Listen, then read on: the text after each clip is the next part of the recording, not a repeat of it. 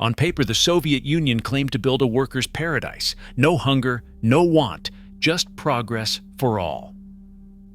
But the darkest truth about the Soviet economy starts with this. Behind every 5-year plan, farmers were forced to give up everything.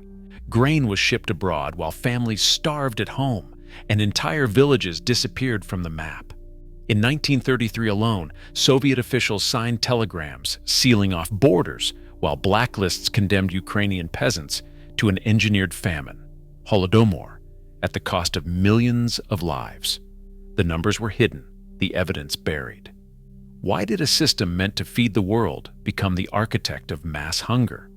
If you think scarcity is a problem, wait until you see how ideology turned policy into tragedy. Every decision began at a single desk in Moscow. Gosplan, the state planning committee, was not just a government office. It was the architect of daily life for more than 200 million people.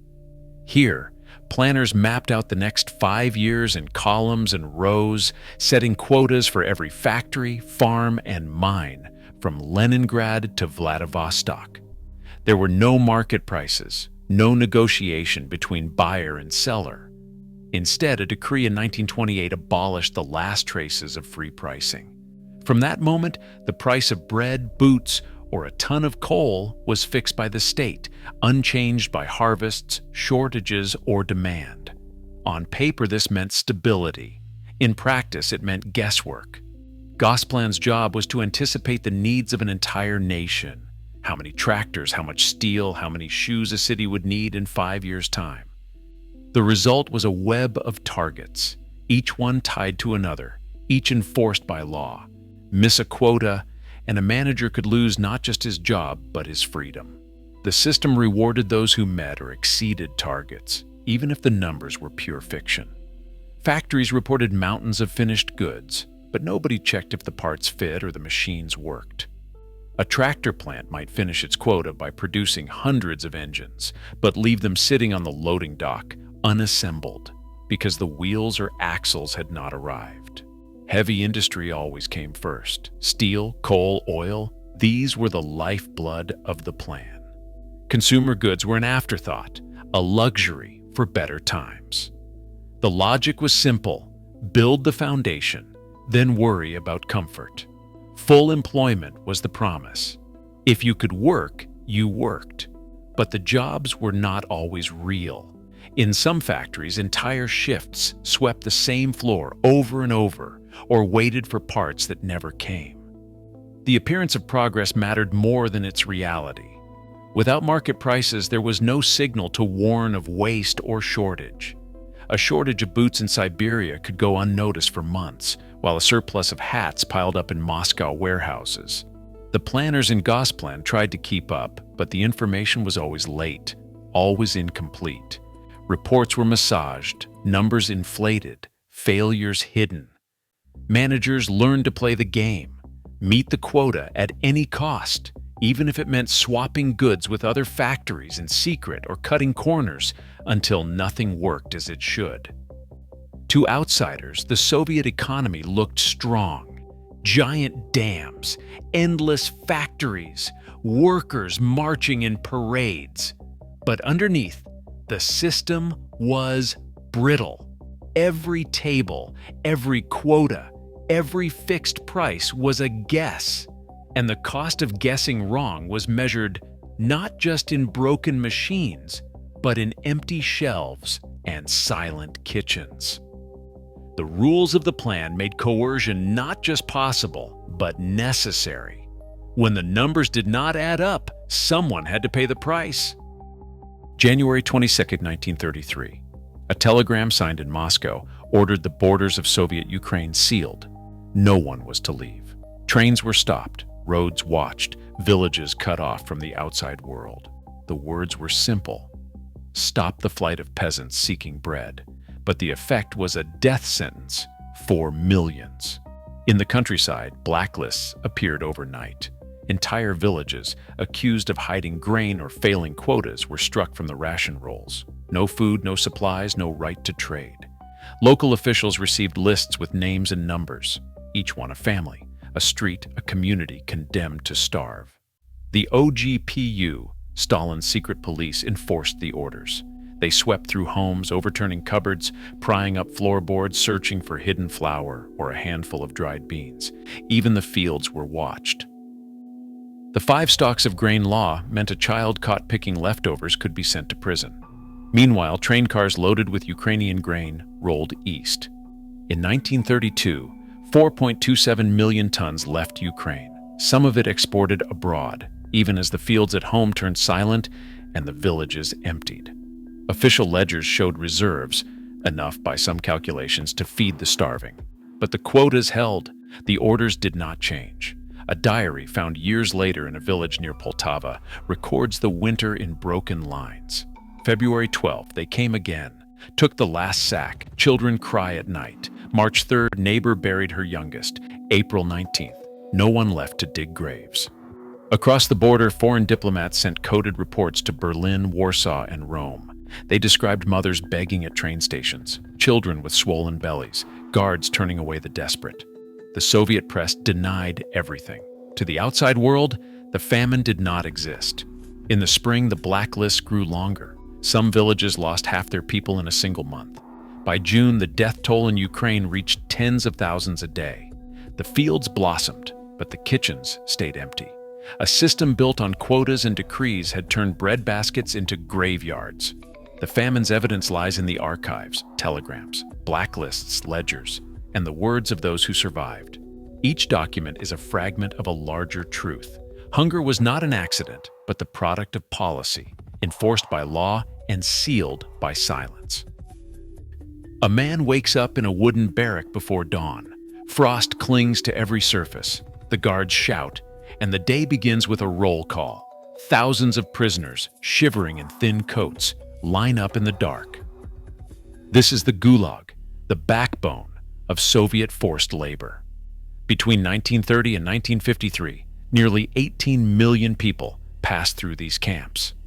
At the system's height, more than 2 million lived behind barbed wire, scattered from the Arctic Circle to the Kazakh steppe. Some were criminals. Many more were ordinary men and women, peasants who took a handful of grain, engineers who missed a target, teachers who spoke the wrong word.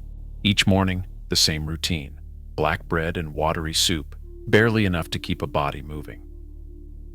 The ration depended on yesterday's output. Dig enough coal, fell enough timber, and you might get an extra slice. Fall short, and the portion shrank. Hunger hollowed out the strongest, and the weak faded fast.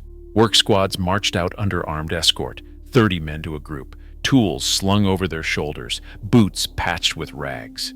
They dug canals, chipped at frozen earth, hauled logs through waist-deep snow. The pace never slowed. If a man stumbled, the guards barked. If he collapsed, the line kept moving. The official story was one of redemption. Labor would reform the soul. The truth was measured in numbers. For every project finished, thousands of lives ended.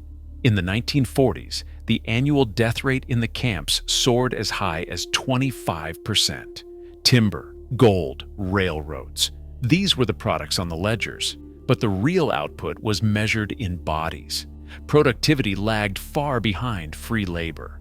Internal reports admitted it. A Gulag worker produced half as much as a free man, even less when sick or starving. Still, the quotas never changed. At night, the barracks filled with coughing and the smell of unwashed clothes. Men carved chess pieces from scraps of wood or whispered stories from home. Some wrote letters that would never be sent. Others simply stared at the ceiling, counting the days, the months, the years lost to the plan. The Gulag was more than a prison. It was a machine, one that ran on hope, fear, and the expendable lives of millions. A stretch of water linking the White Sea to Lake Onega, cut by hand and hope. The White Sea-Baltic Canal was supposed to prove the genius of Soviet planning, a showcase for the power of forced labor and socialist ambition. In 1931, the order came down. Finish the canal in 20 months, use what you have, spend as little as possible. The workforce, nearly 100,000 prisoners, arrived with shovels, picks, and little else. Most wore thin coats through the northern winter. Some were engineers, arrested for the crime of expertise. Others were peasants, teachers, or men who had taken a loaf of bread. All were expected to work or die. The official books called it a miracle. Propaganda posters showed healthy men swinging axes, building a new world. The 1934 volume, The IV Stalin White Sea, Baltic Sea Canal, praised the project as a triumph of will and redemption. But the engineering memos told a different story. The canal, just 3.5 meters deep, was too shallow for most ships. Barges scraped the bottom, steamers ran aground. Soviet warships meant to sail the route could barely squeeze through. The project consumed lives faster than it moved Earth, up to 25,000 dead buried in unmarked graves along the banks. The pace was brutal. Squads of 30 hauled rock and timber day and night, rations shrinking with each missed target. Cost overruns hid behind doctored ledgers. Maintenance bills piled up, outstripping any savings from cheap labor. Productivity lagged far behind what free workers could have managed. Internal reports, stamped confidential, admitted the truth. The canal barely paid for itself. Traffic was light, repairs constant, and the promise of a new northern trade route faded fast. The real output was not in cargo moved, but in bodies lost and illusions maintained. One engineer sentenced to the canal for a failed project elsewhere wrote later that the only thing built to last was the suffering. The canal's completion emboldened the regime. If this could be done on the backs of prisoners, why not more? Soon, forced labor became the engine for dams, railways, and mines across the Soviet map. But the lesson of the White Sea Canal was clear to those who survived. In the Soviet economy, the cost of progress was measured in wasted effort and silent deaths. A woman waits in line for bread. She's been standing in the cold since dawn, clutching her ration card, eyes fixed on the empty shelves behind the counter. The line snakes around the block. Old men shuffling, children tugging at sleeves, everyone scanning the horizon for the delivery truck that may never come. This is not war, not siege, but the daily rhythm of a system that promises plenty and delivers scarcity. In Moscow, shoppers count hours for butter or sausage. In provincial towns, rumors of oranges or toilet paper spark stampedes. The numbers tell their own story.